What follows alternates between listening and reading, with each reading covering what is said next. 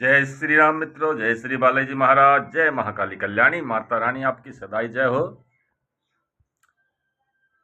स्वपन दोष किसी साधक को या जो नया नया साधना कर रहे हैं या बगैर साधना भी कोई नया नया, भाई किसी ने किसी को जाप बता दिया, कोई मंत्र का जाप बता दिया, और वो जब जाप करता है तो जाप करने के बाद ही एक दिन में, 2 दिन में या उसी दिन भी उसे रात में स्वप्न दोष हो जाता है। वो इस बात से घबरा जाता है, ओहो मेरी तो साधना टूट गई, मेरा तो यह व्रत खंडित हो गया, और वो फिर साधना को छोड़ देता है। या फिर जिस भगत ने उसे साधना बताई उसके पास फोन करता है, पूछता है कि जी मेरे साथ तो ऐसा हो गया, मेरे साथ तो ऐसा हो गया।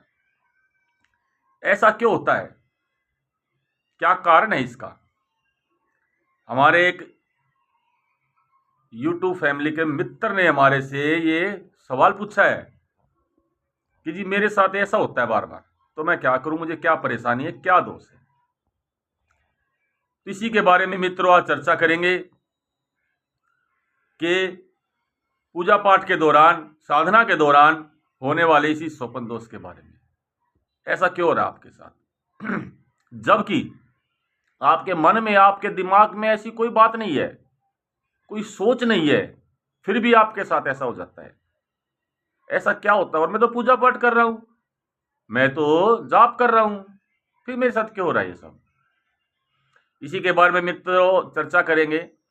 देखिए, ये जो होता है ना स्वपन दोष,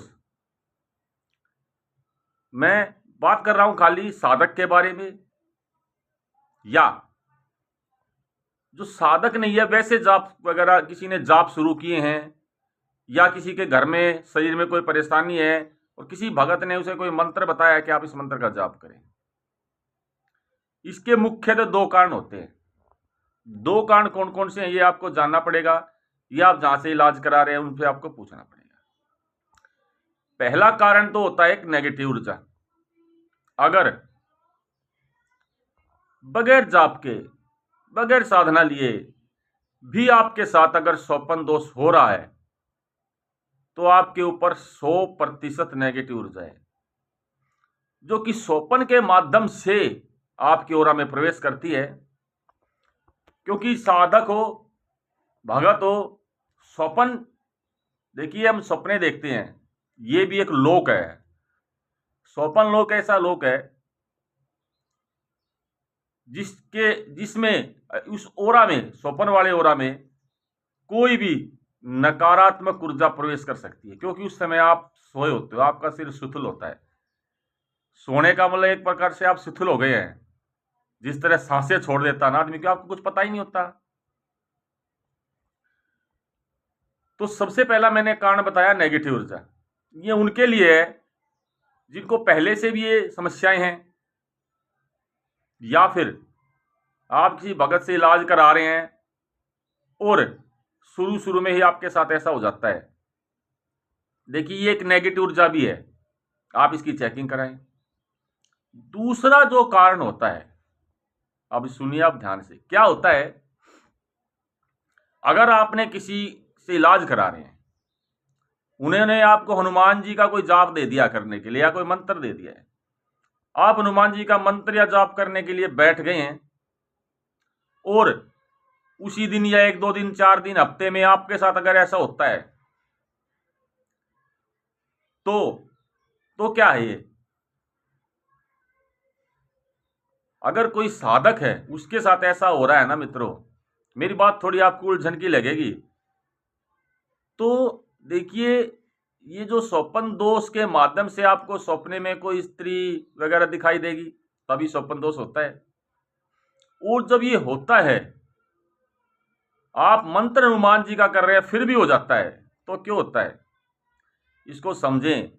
देखिए, हनुमान जी तो एक ब्रह्मचारी भगत हैं। हनुमान जी के मंत्र में कभी आपको स्वपन दोष नहीं हो सकता। तो फिर स्वपन दोष क्यों होता है? ये जो स्वपन दोष होता है मित्रों, ये होता है महाकाली कल्याणी की। ये बहुत सी योगनियां होती हैं, उन योगनियों के नीचे भी योगनियां होती हैं, उसके नीचे भी योगनियां होती हैं। ठीक है, यानी कि कहीं ना कहीं महाकाली की शक्ति का इशारा आपकी तरफ है। अगर कोई साधक होगा आपको चेक करके अवश्य बताएगा और आपको जाप महाकाली का देगा, ना कि हनुमान जी का। ये उनकी योगनियां होती हैं, ये आपको भ्रमित करती हैं। और जब ये हनुमान जी के जाप में भी ऐसा होता है तो उनको लगता है कि ये कहीं ना कहीं कुछ दिन बाद माँ की तरफ भी आएगा। जब आप माँ की तरफ आते हैं तो ये आपको भ्रमित कर देती हैं, ये आपकी परीक्षाएं लेती हैं। ठीक है, जिस तरह से हमने एक स्टोरी सुनी थी, आपने पता नहीं सुनी है कि नहीं। एक कोई साधक था, उसकी बड़ी जिद थी कि मुझे, जो एक योगिनी होती है जिन्हें कर्ण पिशाचिनी भी कहते हैं, बहुत से लोग उनको सिद्ध करते हैं। तो एक साधु ने उन्होंने जिद करके और कर्ण पिशाचिनी की साधना ली। लेकिन उस साधु महात्मा बहुत ही ज्ञानी थे, उन्होंने उन्हें एक बात के लिए सतर्क किया, देखिए आप साधना लो, मैं आपको दे रहा हूं, लेकिन एक बात मैं आपको पहले बता देता हूं, आपके सामने आपकी साधना से प्रसन्न होकर जब योगिनी कर्ण पिशाचिनी आएगी तो आप उन्हें मां के रूप में स्वीकार करना, क्योंकि वो आपसे पूछेंगी क्या वह किस रूप में पाना चाहते हैं। वो आपसे सारी बातें कहेंगी, आपको मोह में डालेंगी। आपको एक ही बात का ध्यान रखना है कि आपको उन्हें मां के रूप में पाना है। लेकिन बताते हैं कि जब वो आपके सामने प्रकट होती है, दिखाई देती हैं, वो इतनी सुंदर अवस्था होती है उनकी, इतना सुंदर रूप हो जाता है कि आप मोहित हो जाते हैं। आपकी जीवा से ये शब्द निकल ही नहीं पाता है कि मैं आपको मां के रूप में पाना चाहता हूं। तो मेरे कहने का मतलब यही है कि जब आप जाप कर रहे हैं, अगर आपके साथ ऐसी घटना हो रही है, पहली बात तो साधक जो आपको चेक करके बताएगा और मां के जाप देगा। जब आप माता रानी के जाप करते हैं, मां को प्रसन्न करते हैं, आप जाप शुरू करने से पहले ही उन्हें मां के रूप में, उनकी समस्त योगिनियों को मां के रूप में देखें। प्रार्थना करें कि हम आपको मां के रूप में ही पाना चाहते हैं, मां के रूप में देखना चाहते हैं। हर रोज ये प्रार्थना करें जब आप जाप कर रहे हैं। अगर आपके साथ ऐसा स्वपन दोष हो भी जाता है तो उससे घबराए नहीं, डरे नहीं, अपनी पूजा ना छोड़ें, क्योंकि कुछ ही समय में वो स्वपन दोष खत्म हो जाएगा आपकी साधना से, आपके मंत्र से। जब आप मंत्र का जाप करेंगे, मंत्र को बढ़ाएंगे, क्या होता है, स्वपन दोष होते ही हमारे मन में ख्याल आ जाता है और हम पूजा छोड़ देते हैं। यही सबसे हमारी बड़ी गलती होती है। साधक घबरा जाता है, या जो बीमार व्यक्ति हो घबरा जाता है। भाई आपको घबराना नहीं है, आपको ये सोचना नहीं है कि मेरे साथ बार बार हो रहा है, ये हो रहा है, वो मत, कुछ मत सोचो।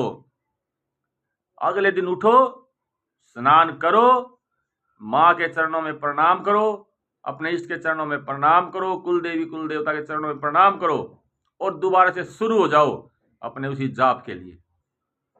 ये जितनी भी योगनियों के नीचे भी योगनियां बहुत सारी होती हैं, अच्छी भी होती है, बुरी भी होती है। वो आपको भ्रमित करती हैं, वो आपको मां के समीप नहीं पहुंचने देती। आप अपना जाप जारी रखें भाई। 1 दिन होगा, 2 दिन होगा, 10 दिन होगा, 41 डेज की कम से कम साधना होती है सारी। हालांकि दे देते हैं 21 दिन की, 41 दिन की, 11 दिन की भी, लेकिन फिर भी आपको उसको 41 डे तक ले जाना होता है, 11-11 करके, चाहे 21-21 करके। जब आप ये जाप करते जाएंगे ना, वो जो बुरी योगनियां है वो दूर हो जाएंगे आपसे, आप अच्छाई की तरफ बढ़ेंगे। मां के रूप, सिर्फ मां ही मां होना चाहिए आपके मन में, सिर्फ मां। और फिर आप चमत्कार देखेंगे मां का, आपके संकट भी खत्म हो जाएंगे, आपके स्वप्न दोष भी हट जाएंगे। इसी के साथ बोलो जय माता की, और चैनल को लाइक करें, सब्सक्राइब करें, कमेंट करें, शेयर करें। मित्रों, अच्छा वीडियो लगे तो कमेंट में जय माता की अवश्य लिखें। मेरे सभी मित्रों को जय श्री राम, जय माता।